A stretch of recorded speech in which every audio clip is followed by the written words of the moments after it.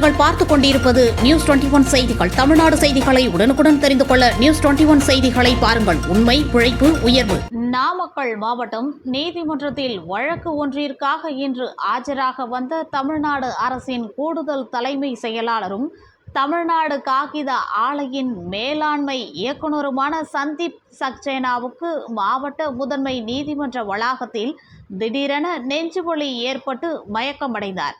அப்பொழுது உடனடியாக அவர் அங்கிருந்து ஆம்புலன்ஸ் மூலம் அருகே உள்ள நாமக்கல் மாவட்ட அரசு மருத்துவக் கல்லூரி மருத்துவமனைக்கு சிகிச்சைக்காக கொண்டு செல்லப்பட்டார். அங்கு அவருக்கு முதலுதவி சிகிச்சை அளிக்கப்பட்டது. இதனைத் தொடர்ந்து அவரது உடல் இரத்த குழாய் அடைப்பு இருந்தது மருத்துவ பரிசோதனையில் கண்டறியப்பட்டதால் மேல் சிகிச்சைக்காக சந்தீப் சக்சேனா சேலம் தனியார் மருத்துவமனைக்கு சிகிச்சைக்காக அனுப்பி வைக்கப்பட்டார். வழக்கு ஒன்றிற்காக நாமக்கல் மாவட்ட நீதிமன்றத்திற்கு ஆஜராக வந்த தமிழ்நாடு அரசின் கூடுதல் தலைமை செயலாளர் சந்தீப் சக்சேனா திடீரென மயக்கம் அடைந்து நாமக்கல் மாவட்ட நீதிமன்ற வளாகத்தில் சிறிது நேரம் பரபரப்பு ஏற்பட்டது.